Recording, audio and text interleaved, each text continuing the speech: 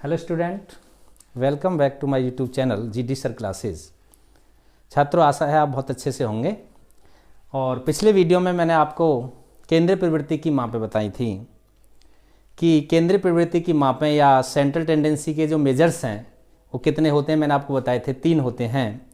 पहला बताया था समांतर माध्य, दूसरा माध्यिका और तीसरा बहुलांक या जिसको मोड कहते हैं, यानी कि मीन, मोड और मीडियन। ये केंद्रीय प्रवृत्ति की 3 मापें होती हैं। इससे भी रिलेटेड प्रश्न आ सकता है बीएड में, बीटीसी में, टेट में, सी टेट में, किसी भी कॉम्पिटिटिव एग्जाम में प्रश्न पूछ लिया जाता है कि केंद्रीय प्रवृत्ति की मापें हैं, तो उसमें ऑप्शन दे सकता है मीन, मोड, मीडियन और उपयुक्त तीनों। ऐसे करके प्रश्न बन सकता है। तो आपको सबसे पहले तो पहचान रखनी है कि केंद्रीय प्रवृत्ति की मापें 3 होती हैं। पहला है समांतर माध्य यानी कि मीन, दूसरा है माध्यिका जिसको हम कहते हैं मीडियन या मध्यांक, और तीसरा है मोड जिसको कहते हैं बहुलक या बहुलांक। ठीक है, तो आज हम बात करते हैं इस वीडियो में कि जो मीन होता है, समांतर माध्य, वो क्या होता है और कैसे निकाला जाता है। ठीक है, तो मेरी वीडियो को आप अंत तक देखिएगा, आपकी समझ में आएगा कि जो मीन है वो होता क्या है और कैसे निकालते हैं। तो एक तो हमें यहाँ बात ध्यान रखनी है कि अगर केंद्रीय प्रवृत्ति की मापों में सबसे रिलायबल यानी सबसे विश्वसनीय माप की बात अगर करें तो सबसे अधिक विश्वसनीय माप क्या है? वो मीन है। सबसे अधिक विश्वसनीय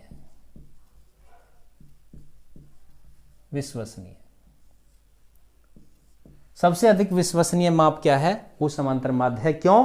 क्योंकि ये दिए हुए आंकड़ों के प्रत्येक प्राप्तांक पर डिपेंड करता है, प्रत्येक प्राप्तांक से संबंधित होता है।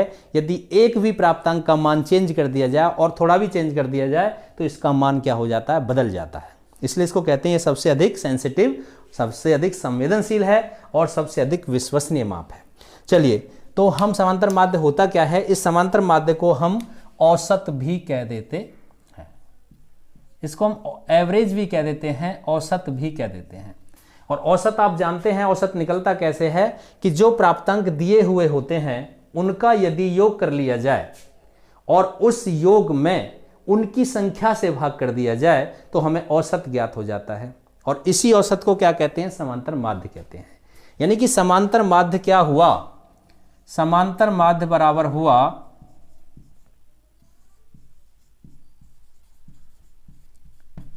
दिए हुए प्राप्तांकों का योग, दिए गए प्राप्तांकों का योग अपॉन प्राप्तांकों की संख्या।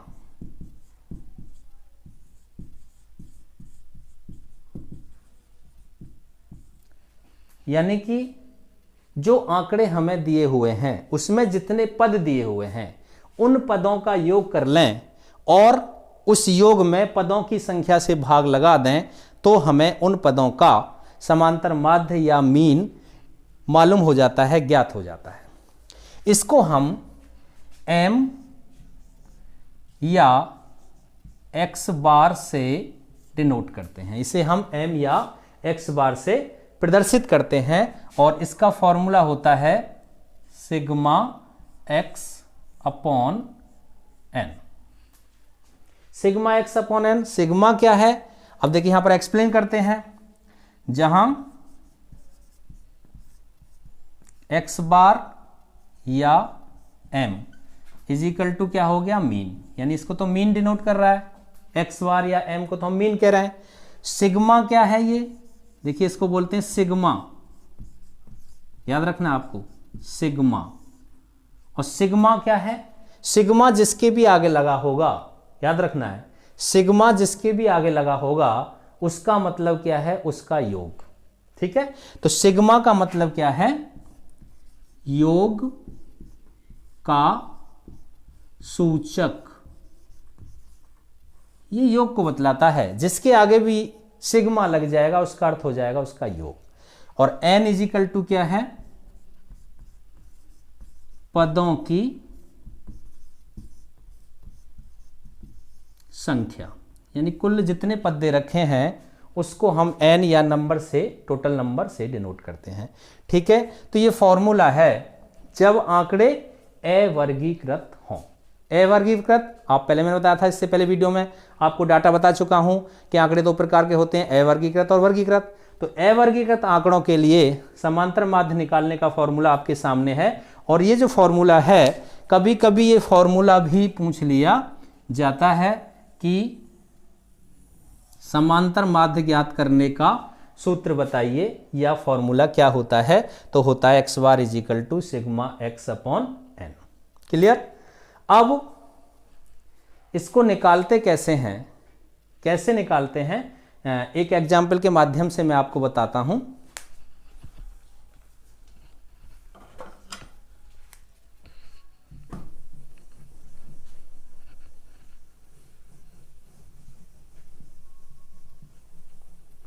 देखिए, एक एग्जाम्पल के माध्यम से आप समझेंगे कि समांतर माध्य ज्ञात कैसे करते हैं। बहुत ही सरल तरीके से आपको पता लग जाएगा कैसे ज्ञात करते हैं। हमारा प्रश्न दे रखा है, मान लीजिए क्वेश्चन दिया है,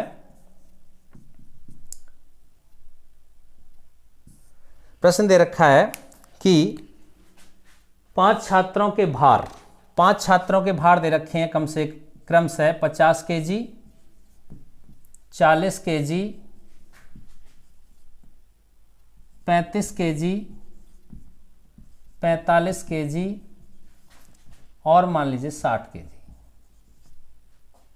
ये 5 छात्रों के भार दे रखे हैं और प्रश्न में पूछा गया है कि इन 5 छात्रों के भार का समांतर माध्य ज्ञात कीजिए या मीन ज्ञात कीजिए। ठीक है, क्लियर है, क्लियर है जी।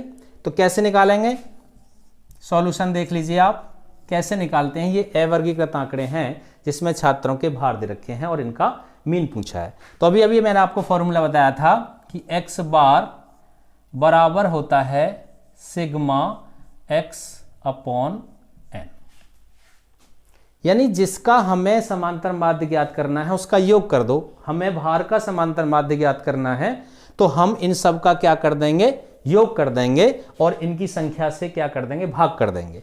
तो देखिए सिग्मा x कितना आ जाएगा, सबको जोड़ देंगे, 50 plus 40 plus 35 plus 45 plus 60 upon या बटे कुल कितने हैं, 5 छात्र हैं। ठीक है, इनकी संख्या कितनी है, 1 2 3 4 5, 5 से क्या कर देंगे डिवाइड, कितना आया ये 6 और 4 10 और 3 13 4 17 और 6 23। ठीक है जी, एक बार और देख लें, 5 और 5 10, 7 और 4 11 और 3 14, 4 18 और 5 23। ठीक है, 230 किलोग्राम इनका कुल वेट आया और 5 से कर देंगे डिवाइड तो कितना आ जाएगा, 5 चौक 20 और कितना बचा 3 5 6 30।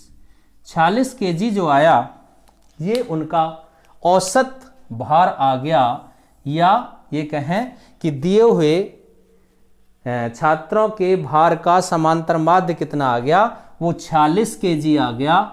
हमने इस प्रकार से निकालना सीख लिया कि समांतर माध्य कौन से फॉर्मूले से और किस प्रकार से निकाला जाता है।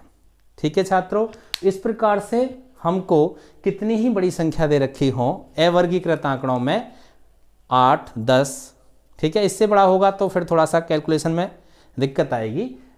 जो भी दे रखा होगा 10 या 10 से कम संख्याएं तो उन्हें हम आराम से इस प्रकार से जोड़ करके उनका समांतर माध्य ज्ञात कर सकते हैं। ठीक है, तो ये अवर्गीकृत आंकड़ों से समांतर माध्य ज्ञात करने का फॉर्मूला है, जो कि मुझे लग रहा है बहुत ही आसान तरीके से आप इसको समझ गए होंगे और ये आपके लिए उपयोगी भी होगा। अब हम इससे अगले वीडियो में बताएंगे कि समांतर माध्य वर्गीकृत आंकड़ों से कैसे ज्ञात करते हैं। उसका फॉर्मूला दूसरा है, उसको निकालने का ढंग दूसरा है, उसे भी मैं बहुत ही आसान तरीके से आपको बताऊंगा, आप उसे भी समझेंगे। आपको यह वीडियो लाइक भी करनी है, शेयर भी करनी है और मेरे चैनल को सब्सक्राइब भी करना है। इस काम को मत भूलिएगा, क्योंकि समय समय पर मैं इसी प्रकार से आपको अच्छे अच्छे वीडियो लाता रहूँगा। धन्यवाद।